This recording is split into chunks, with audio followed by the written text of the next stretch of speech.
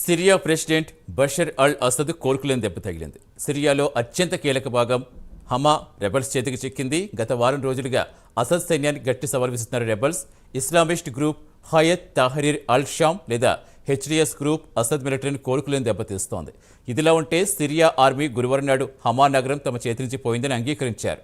2011 నుంచి మొదలైన అంతర్యుద్ధం తర్వాత మొట్టమొదటిసారిగా అసద్ మిలిటరీ క్రమంగా ఒక్కో కీలక నగరం రెబల్స్ చేతిలో కోల్పోతూ వస్తోంది.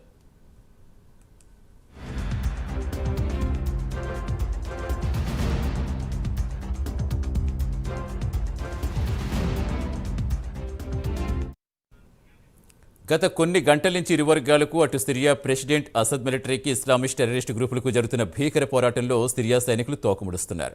టెర్రరిస్టులు హమా నగరంలోకి చొచ్చుకుపోతున్నారు. సిరియా ఆర్మీ అదనపు బలగాలను రప్పించి నగరం పౌరుల ప్రాణాలను కాపాడతామని చెబుతోంది. అయితే ఇస్లామిస్ట్ టెర్రరిస్టు గ్రూపులు హమా నగరంలో సంబరాలు చేసుకుంటున్నారు. జైలు నుంచి ఖైదీలను విడిపిస్తున్నారని పెద్ద ఎత్తున వార్తలు వస్తున్నాయి. మొత్తానికి బషర్ అల్ అసద్ ప్రస్తుతం అత్యంత గడ్డు పరిస్థితి ఎదుర్కొంటున్నారు. మరి రష్యా, ఇరాన్ తక్షణమే ఆదుకుంటే లేదో చూడాల్సిందే. పూర్తి వివరాలు ఇచ్చేందుకు మా ఇన్పుట్ ఎడిటర్ టీవీ రావు జాయిన్ అవుతున్నారు. టీవీ రావు, సిరియాలో జరుగుతున్న అంతర్యుద్ధానికి సంబంధించి ఏమైనా స్పందించే అవకాశం కనిపిస్తోందా రష్యా, ఇరాన్ కానీ? అసలు ఏం జరుగుతోంది అనుకోవాలి అక్కడ? సతీష్, సిరియాలో జరుగుతున్నటువంటి అంతర్యుద్ధానికి మూలాలు ఈనాటివి కాదు. గత కొన్ని దశాబ్దాలుగా ఇక్కడ ఇటువంటి పరిస్థితి నెలకొంటూనే ఉంది. దీనివల్ల స్థానికంగా ప్రభుత్వంలోని అస్థిరత అయితేనేమి, ఓబి ప్రజల ప్రాణాలు కోల్పోవటం అయితేనేమి, దేశవ్యాప్తంగా ఈ పరిస్థితిని గత కొంతకాలంగా ఎదుర్కొంటూ వస్తున్నటువంటి పరిస్థితి. మరి ఇప్పుడు తాజాగా చూస్తే అక్కడ హమా నగరం, ఏదైతే సిరియాలో ఉన్నటువంటి హమా నగరం పూర్తిగా హమా రెబల్స్ చేతిలోకి చేరిపోయింది. మరి ఇందుకు సంబంధించి సిరియా ప్రభుత్వం కూడా దీన్ని అంగీకరించింది. హమా నగరాన్ని తాము చేజేతులా కోల్పోయామని, అంతేకాకుండా ఆ నగరాన్ని తమకు తాముగా కాపాడుకోలేని పరిస్థితిలోకి వెళ్ళిపోయామని ఆ దేశ అధ్యక్షుడు అసద్ వెల్లడించారు. ఆల్రెడీ ఇప్పటికే బషర్ అల్ అసద్ తెలిపినటువంటి వివరాల ప్రకారం చాలా గడ్డు పరిస్థితుల్లో సిరియా ఉందని ప్రపంచానికి తేలిపోయింది. మరి ప్రస్తుతానికి ఈ సిరియాని ఆదుకోవాల్సినటువంటి దేశాలు కూడా ఇంతవరకు కూడా ఎటువంటి ప్రకటన చేయలేదు. సిరియా అలాగే రష్యాలు ఎటువంటి పరిస్థితుల్లోనైనా కూడా తమకు సాయం అందిస్తాయని చెప్పుకుంటూ ఉన్నటువంటి పరిస్థితి. మరి అంతర్లీనంగా అయితే కొన్ని బలగాలను అయితే పంపించారంటున్నారు, కానీ దానిపై ఇంతవరకు క్లారిటీ రాలేదు. అయితే పక్క ప్రాంతాల నుంచి ఇంకా బలగాలను, అలాగే అప్పటికప్పుడు రిక్రూట్ చేసుకునేటటువంటి సైనిక బలగాలను కొంతమందిని అయితే కనుక ఏదైతే హమాస్లో ఉన్నటువంటి రెబల్స్, ఏదైతే హయత్ ఇస్లామిస్ట్ టెర్రరిస్టులను అణగదొక్కడానికి చేసే ప్రయత్నాలన్నీ కూడా విఫలమవుతున్నటువంటి నేపథ్యంలో ఇప్పుడు అసద్ ఏమి చేయాలో పాలుపోని స్థితిలో ఉన్నారు. అంతేకాకుండా హమాస్ ఏదైతే విడతల వారీగా కొన్ని 10ల సంఖ్యలో ఉన్నటువంటి ఇస్లామిస్ట్ టెర్రరిస్టు గ్రూపులన్నీ కూడా ఒక చోటకి చేరి వాళ్ళు కార్యాచరణ ప్రణాళికలు అమలు చేస్తూ ఉంటే కనుక ఇటువైపు అసద్ మాత్రం ప్రభుత్వం వైపు నుంచి నిశ్చేష్టుడిగా మిగిలిపోవాల్సినటువంటి పరిస్థితి ఉంది.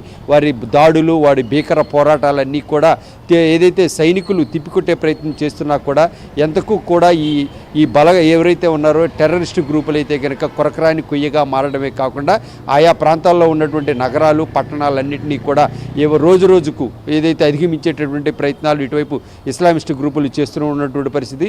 మరి ఈ నేపథ్యంలో దేశంలో ఉన్నటువంటి ప్రజలను తక్షణం మేము కాపాడుకోవటానికి ఎంతకైనా తెగిస్తామనే విధంగా ప్రభుత్వం ప్రకటన చేసినా అది మాటల్లోనే కానీ ఆచరణలో సాధ్యపడలేదు. మరి ఈ నేపథ్యంలో ఇస్లామిస్ట్ గ్రూపులు అయితే కనుక రోజు రోజుకు బరితెగించేస్తున్నాయి. మరి అంతేకాకుండా అంతర్యుద్ధం దిశగా కూడా పెద్ద ఎత్తున దాదాపుగా దశాబ్దంన్నర కాలంగా అంతర్యుద్ధం కొనసాగుతూ ఉన్నా కూడా ఎంతో కొంత ప్రజలకు రక్షణగా ఉన్నటువంటి అసద్ ప్రభుత్వం ఇప్పుడైతే కనుక ఏమీ చేయలేని పరిస్థితికి చేరిపోతుంది. మరి అంతేకాకుండా ఓటమిని కూడా తక్షణమే అంగీకరిస్తున్నటువంటి పరిస్థితి కూడా ఇక్కడ స్పష్టంగా కనిపిస్తోంది. మరి ఇప్పటికే ఈ హమా నగరాన్ని స్వాధీనం చేసుకోవడంతో దాదాపుగా ఇప్పటి వరకు హమా ఒకటే ప్రశాంతంగా ఉందని భావించినటువంటి అసద్ ప్రభుత్వానికి ఇప్పుడు హమాను రెబల్స్ సొంతం చేసుకున్నటువంటి నేపథ్యంలో ఇప్పుడు చివరకు ఆయా సిరియా దేశంలో ఉన్నటువంటి ప్రజల మాన ప్రాణాలకు కూడా భంగం వాటిల్లేటటువంటి అవకాశం ఉంది. ఇప్పటికే జైళ్లలో ఉన్నటువంటి ఖైదీలన్నింటినీ కూడా గోడలు పగలగొట్టుకొని మరి బయటికి తీసుకొస్తున్నటువంటి పరిస్థితి ఇక్కడ మనకు అర్థమవుతోంది. మరి ప్రధానంగా చూస్తే ఎవరైతే ఈ రెబల్స్ అందరూ కూడా రెబల్స్తో పాటుగా ఏదైతే టెర్రరిస్టు సంస్థలు ఏవైతే ఉన్నాయో హయత్ ఇస్లామిస్ట్ గ్రూపులు ఇవన్నీ కూడా రోడ్డుపైకి రావడం, ఏదైతే సంబరాలు చేసుకున్నటువంటి పరిస్థితి, సిరియా ప్రధాన నగరంగా చెప్పుకునేటువంటి హమా నగరాన్ని ఇక్కడ స్వాధీనం చేసుకున్నటువంటి నేపథ్యంలో దేశవ్యాప్తంగా ఇస్లామిస్ట్ టెర్రరిస్ట్ గ్రూపులన్నీ కూడా రోడ్డు మీదకి రావడం, సంబరాలు చేసుకోవడం, ఎవరిని టార్గెట్ చేయాలంటే వారిని టార్గెట్ చేసుకోవడం, లూటీలు జరగడం, అంతేకాకుండా అంతర్జాతీయంగా ఉన్నటువంటి సరిహద్దు రవాణాలను కూడా బంద్ చేయడం, ఎక్కడ కూడా ఏదైతే దేశానికి సాయం అందిస్తారు, ప్రభుత్వానికి సాయం అందిస్తారు అనుకున్న వారిపై అక్కడికక్కడే దాడులు చేసి భీకర సిచ్యువేషన్ అనేటటువంటిది ఇక్కడ క్రియేట్ చేస్తున్నటువంటి పరిస్థితి.